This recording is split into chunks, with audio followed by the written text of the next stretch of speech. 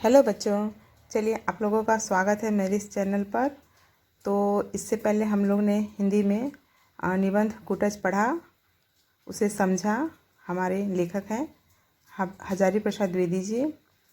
तो जैसे कि सेकंड सेमेस्टर की तैयारी करनी है हमें, उसी तरह से पूरा पढ़ना है। क्वेश्चन आंसर आएंगे इस बार, तो MCQ टाइप के क्वेश्चन तो रहेंगे नहीं, लिखना पड़ेगा हमें।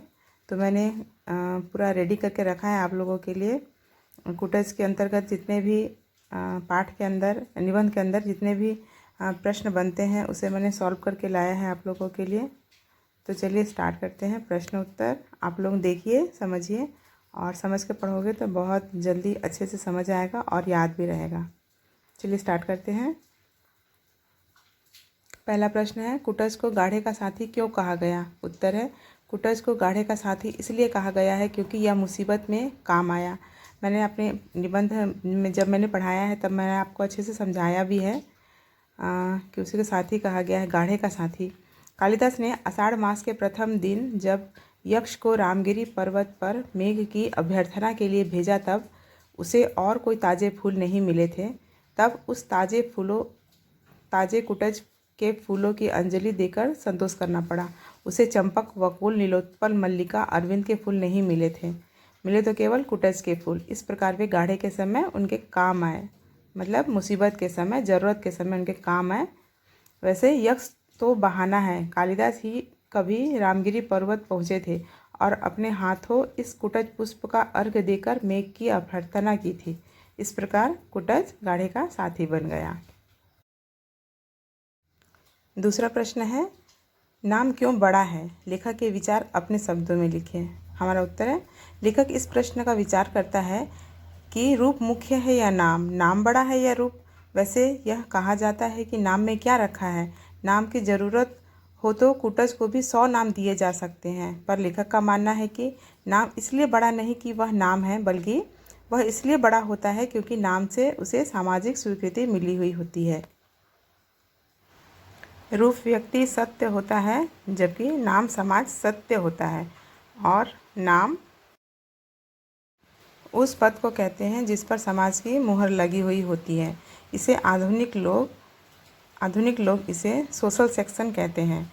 लेखक का मन भी ऐसे नाम के लिए व्याकुल होता है जिसे समाज द्वारा स्वीकृत हो, इतिहास द्वारा प्रमाणित हो, तभी सभी लोगों के चित्त में समाया हो। आगे बढ़ते हैं, अगला क्वेश्चन है। तीसरा प्रश्न है, कुटज और कुटनी शब्दों का विश्लेषण कर उनमें आपसी संबंध स्थापित कीजिए। उत्तर है, कूट शब्द घड़े के लिए भी आता है और घर के लिए भी।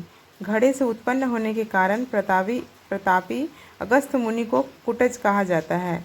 कूट धन ज, घड़े से उत्पन्न। वे घड़े से तो क्या उत्पन्न हुए होंगे, कोई और बात होगी, घर से उत्पन्न हुए होंगे। एक गलत ढंग की दासी को कुटनी कहा जाता है। संस्कृत में उनकी गलतियों को थोड़ा और अधिक मुखर बनाने के लिए उसे कुटुन्नी कहा जाता है। कुटनी शब्द से दासी का बोध होता है। तो क्या अगस्त्य मुनि भी नारद जी की तरह दासी के पुत्र थे? घड़े से पैदा होने की तो कोई बात जचती नहीं, न तो मुनि के सिलसिले में और न फूल के कुटज के सिलसिले में। कुटज गमले में नहीं होते, वह तो जंगल का सैलानी फूल है। चौथा नंबर क्वेश्चन है, कुटज किस प्रकार अपनी अपराजेय जीवन शक्ति की घोषणा करता है? उत्तर है, कुटज में अपराजेय जीवन शक्ति है। यह नाम और रूप दोनों में अपनी अपराजेय जीवन शक्ति की घोषणा करता है। कुटज की शोभा मादक है। इसकी जीवन शक्ति का इसी से पता चलता है कि यह चारों ओर कुपित यमराज के दारुण निःश्वासों के समान धधकती थूम में भी हरा भरा बना रहता है। यह कठोर पाषाण के बीच रुके अज्ञात जल स्रोत से अपने लिए जबरदस्ती रस खींच लाता है और सरल बना रहता है। सुने पर्वतों के मध्य भी इसकी मस्ती को देखकर ईर्ष्या होती है। इसमें कठिन जीवन शक्ति होती है। यह जीवन शक्ति ही जीवन शक्ति को प्रेरणा देती है। कुटज अपनी जीवन शक्ति की घोषणा करते हुए हमें बताता है कि यदि जीना चाहते हो तो मेरी तरह से कठोर पाषाण को भेद कर, पाताल की छाती को चीर कर और अपना भोग्य संग्रह करो। वायुमंडल को चूस कर, आंधी तूफान को रगड़कर अपना प्राप्य वसूल करो। आकाश को चूमकर, लहरों में झूमकर उल्लास को खींच लो। 5वां नंबर क्वेश्चन है, कुटज हम सभी को क्या उपदेश देता है? टिप्पणी कीजिए। उत्तर है, कुटज हम सभी को यह उपदेश देता है कि कठिन परिस्थितियों में भी जीना सीखो। सामान्य परिस्थितियों में तो सभी जी लेते हैं, पर विषम परिस्थितियों में जीना वास्तव में जीना है। वह हमें यह संदेश देता है कि रस का स्रोत जहाँ कहीं भी हो, वहीं से उसे खींचकर बाहर लाओ।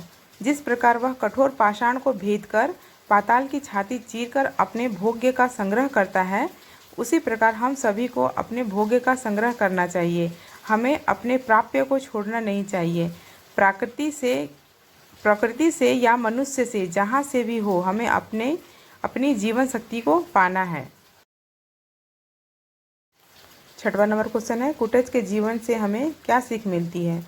उत्तर है, कुटज के जीवन से हमें यह सीख मिलती है, कठिन और विषम परिस्थितियों में हंसकर, यहाँ थोड़ा प्रिंटिंग मिस्टेक हो गया है, हैश हो गया है, तो यहाँ आप लोग ठीक कर लीजिएगा।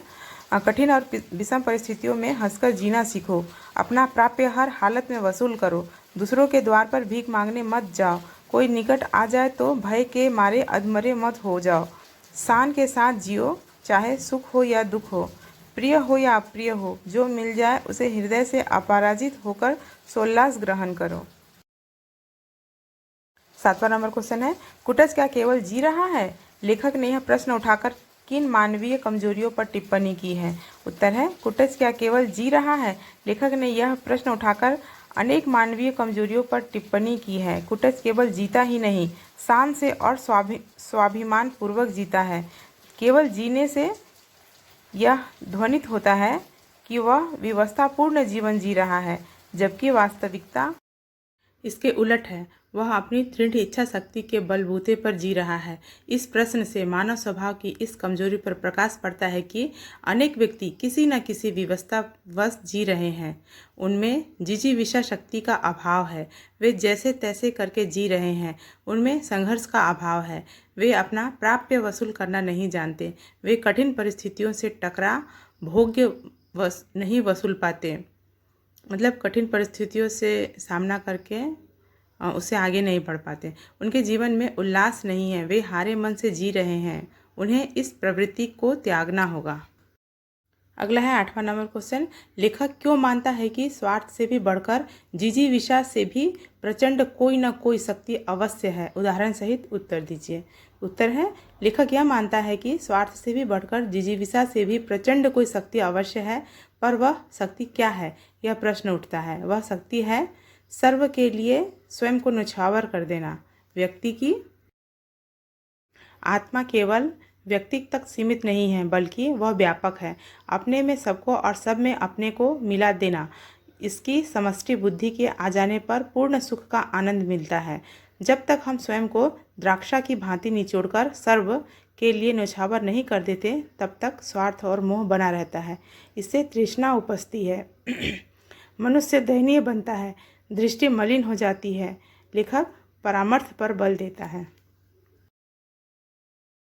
9वां नंबर क्वेश्चन है, कुटज पाठ के आधार पर सिद्ध कीजिए कि दुख और सुख दो मन के विकल्प है।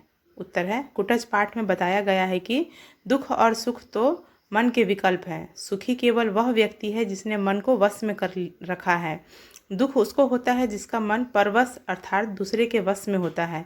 यहाँ परवश होने का अर्थ भी यह है खुशामद करना, दांत निपोरना, चाटुकारिता करना, जी हजूरी करना। जिस व्यक्ति का मन अपने वश में नहीं होता, वह व्यक्ति दूसरे के मन का छंदावर्तन करता है। ऐसा व्यक्ति स्वयं को छुपाने के लिए मिथ्या आडंबर रचता है और दूसरों को फंसाने के लिए जाल बिछाता है। सुखी, थोड़ा प्रिंटिंग मिस्टेक है बच्चों, ठीक कर लीजिएगा आप लोग। सुखी व्यक्ति तो अपने मन पर सवारी करता है, मन को अपने पर सवार नहीं होने देता। अतः दुख और सुख मन के विकल्प हैं। 10वां नंबर क्वेश्चन है, पवनंत के बारे में प्रायः क्या कहा जाता है? हिमालय की शोभा के बारे में क्या बताया गया है? उत्तर है, प्रायः कहा जाता है कि पर्वत शोभा निकेतन होते हैं। फिर हिमालय का तो कहना ही क्या। पूर्व और अपर समुद्र महोदधि और रत्नाकर दोनों को दोनों भुजाओं से थामता हुआ हिमालय पृथ्वी का मापदंड कहा जाए तो गलत नहीं है। कालिदास ने भी ऐसा ही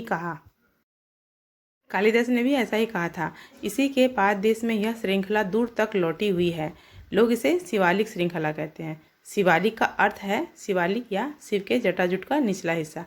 लगता तो ऐसा ही है, क्योंकि शिव की लटियाई जटा ही इतनी सूखी, नीरस और कठोर हो सकती है। 11वां नंबर क्वेश्चन है, कुटज निबंध में आचार्य द्विवेदी ने सुख और दुख के क्या लक्षण बताए हैं। कुटज दोनों से भिन्न कैसे है, स्पष्ट कीजिए। उत्तर है, कुटज पाठ में बताया गया है कि दुख और सुख दो मन के विकल्प है। सुखी केवल वह व्यक्ति है जिसने मन को वश में कर रखा है। दुख उसको होता है जिसका मन परवश अर्थात दूसरों के वश में होता है।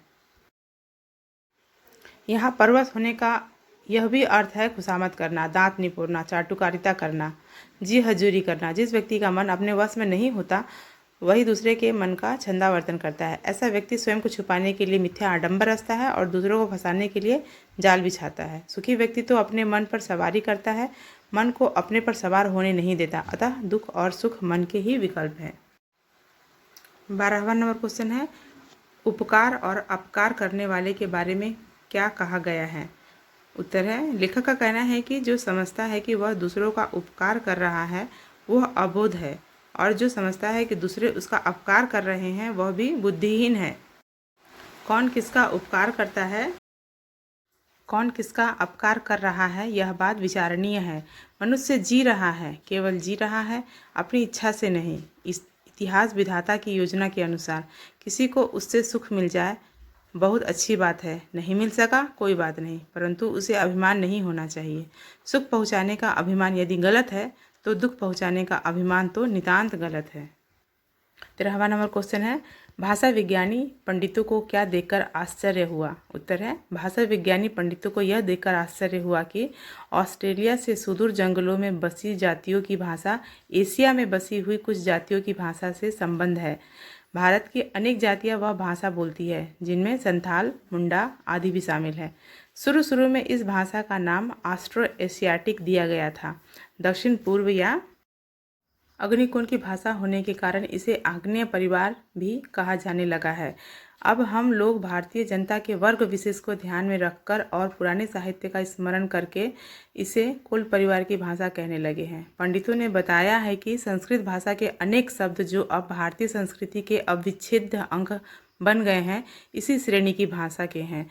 कमल, कंडमल, कंबू, कंबल, तांबुल आदि शब्द ऐसे ही बताए जाते हैं। पेड़ पौधों, खेती के उपकरणों और औजारों के नाम भी ऐसे ही हैं। कुटज भी तो कोई आश्चर्य नहीं। 14वां नंबर क्वेश्चन है, पर्वतराज हिमालय की हिमाच्छादित चोटियों को देखकर कैसा लगता है। कुटज क्या शिक्षा देता जान पड़ता है। उत्तर है, पर्वतराज हिमालय की हिमाच्छादित चोटियों को देखकर लगता है कि वहीं कहीं भगवान महादेव समाधि लगाकर बैठे होंगे। नीचे सपाट पथरीली जमीन का मैदान है। कहीं कहीं पर्वत नंदिनी सरिताएं आगे बढ़ने का रास्ता खोज रही होंगी। बीच में यह चट्टान की उबड़ खाबड़ जटा भूमि है, सूखी, नीरस, कठोर। यही आसन मारकर बैठे हैं कुटज। एक बार अपने झबरीले मूर्धा को हिलाकर समाधिनिष्ठ महादेव को पुष्पस्वक का उपहार चढ़ा देते हैं और कभी एक बार नीचे की ओर अपनी पाताल भेदी जड़ों को दबाकर गिरिनंदिनी सरिताओं को संकेत से बता देते हैं कि रस का स्रोत कहाँ है। कुटज यह शिक्षा देता जान पड़ता है कि यदि तुम जीना चाहते हो तो कठोर पाषाण को भेद कर पाताल की छाती चीर कर और अपना भोग्य संग्रह करो। वायुमंडल को चूसकर, झंडा तूफान को रगड़कर अपना प्राप्य वसूल लो। आकाश को चूमकर अवकाश की लहरी में झूमकर उल्लास खींच लो। 15वां नंबर क्वेश्चन है, लेखक कुटज शब्द की व्याख्या किस किस रूप में करता है। उत्तर है, लेखक कुटज शब्द की व्याख्या करते हुए कहता है, कुटज अर्थात जो कुट से पैदा हुआ हो।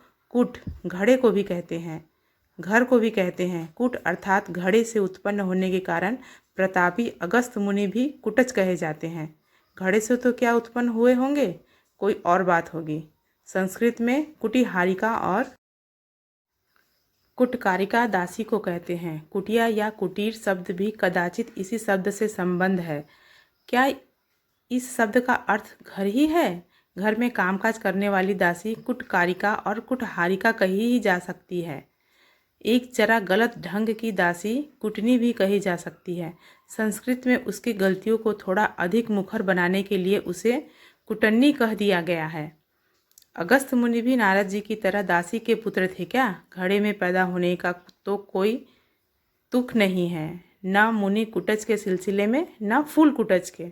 फूल गमले में होते अवश्य हैं, पर कुटज तो जंगल का सैलानी है। उसे घड़े या गमले से क्या लेना देना? शब्द विचारोत्तेजक अवश्य है। 16वां नंबर क्वेश्चन है, कालिदास ने कुटज का उपयोग कब और कहाँ किया? यह बड़भागी क्यों है? उत्तर है, कालिदास आषाढ़स्य प्रथम दिवसे रामगिरी पर यक्ष को जब मेघ की अभ्यर्थना के लिए नियोजित किया तो कमबख्त को ताजे कुटज पुष्पों की अंजलि देकर ही संतुष्ट करना पड़ा। उसे चंपक नहीं, बकुल नहीं, लोत्पल नहीं, मल्लिका नहीं, अरविंद नहीं, कुटज के फूल मिले। यह और बात है कि आज आषाढ़ का नहीं, जुलाई का पहला दिन है, मगर फक्र भी कितना है। पर यक्ष बहाना मात्र है। कालिदास ही कभी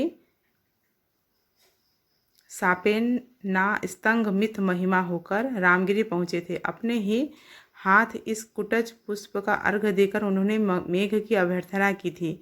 शिवालिक की इस अनुचित पर्वत श्रृंखला की भांति रामगिरी पर भी उस समय और कोई फूल नहीं खिला होगा। कुटज ने उनके संतृप्त चित्त को सहारा दिया था। यह फूल बड़भागी। तो बच्चों, ये निबंध पाठ खत्म हुआ है। इसके क्वेश्चन आंसर भी टोटल मैंने दे दिया है, तो आप लोग रेडी कीजिए। सेकेंड सेमेस्टर में इसी टाइप के प्रश्न आने वाले हैं। तो चलिए मिलेंगे अगले वीडियो में। आप लोग कमेंट कीजिएगा कि कैसा लग रहा है वीडियो। चलिए मिलते हैं अगले वीडियो में। धन्यवाद।